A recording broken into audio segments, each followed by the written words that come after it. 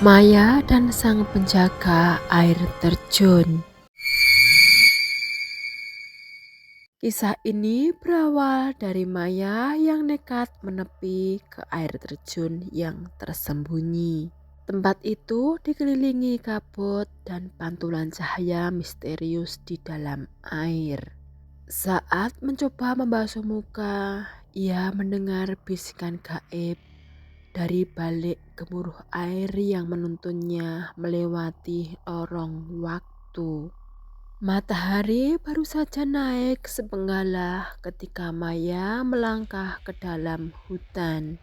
Tujuannya adalah sebuah air terjun keramat yang namanya dihindari oleh penduduk setempat. Konon air terjun ini tidak sekedar mengalirkan air jernih dari pegunungan, tetapi juga pintu menuju dimensi lain.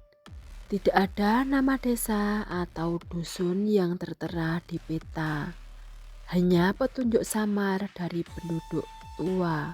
Ikuti kemana arah angin membawa aroma bunga kantil.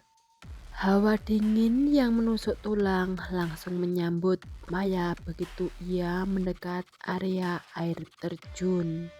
Berbeda dengan air terjun pada umumnya yang bergemuruh keras, tempat ini justru sepi, dihiasi tetesan air yang jatuh pelan dan ritmis layaknya sebuah kidung kuno.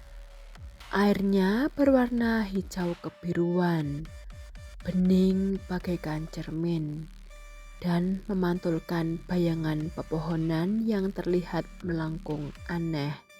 Saat Maya mendekati tepian kolam untuk membasuh wajahnya yang lelah, ia melihat pantulan wajahnya sendirian di permukaan air.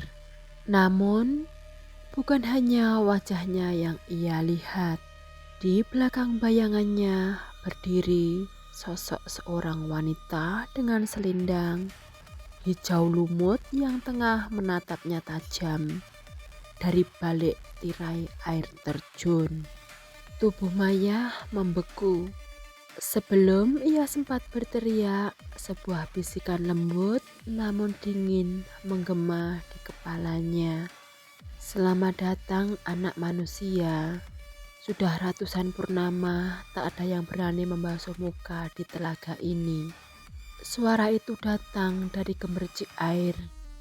Maya mencoba menarik langkah mundur, namun kakinya seolah terpaku di atas tanah basah.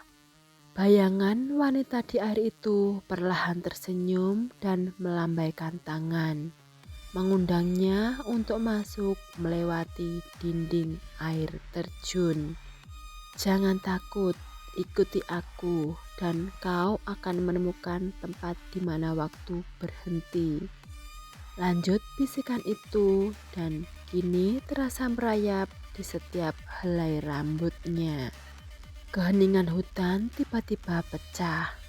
Kabut tebal berwarna putih turun dari puncak tebing, menyelimuti seluruh area dengan cepat, hingga jarak pandang Maya tinggal sejajar dengan tangannya sendiri.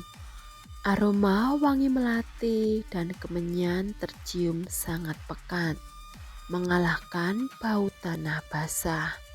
Rasa penasaran mengalahkan ketakutan Maya. Ia melangkah maju, menembus tirai air yang deras. Ajaibnya, air tersebut tidak membuat pakaian basah sedikit pun. Di balik air terjun itu terdapat sebuah gua luas yang diterangi oleh pendaraan cahaya dari batu-batu kristal di dindingnya. Di tengah gua terdapat sebuah kolam kecil tempat sang wanita berselendang hijau tadi duduk bersila. Duduklah, perintah wanita itu yang kini memperkenalkan diri sebagai Nyai Laras, sang penjaga abadi telaga tersebut. Selama kurang lebih 10 menit yang terasa magis dan berlangsung sangat lambat, Nyai Laras bercerita kepada Maya.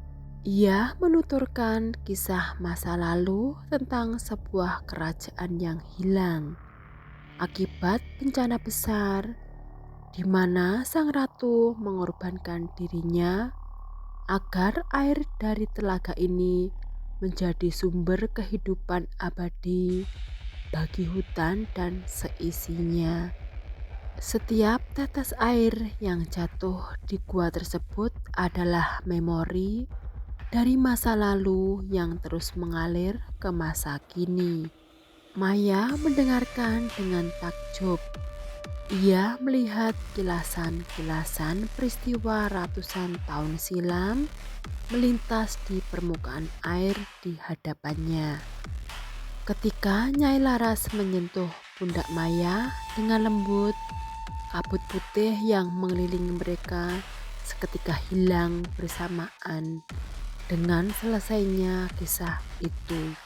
Maya mendapati dirinya kembali di tepi kolam utama di bawah langit terbuka. Air terjun itu kembali bergemuruh dengan suara normal. Tidak ada kristal, selendang hijau, maupun gua magis.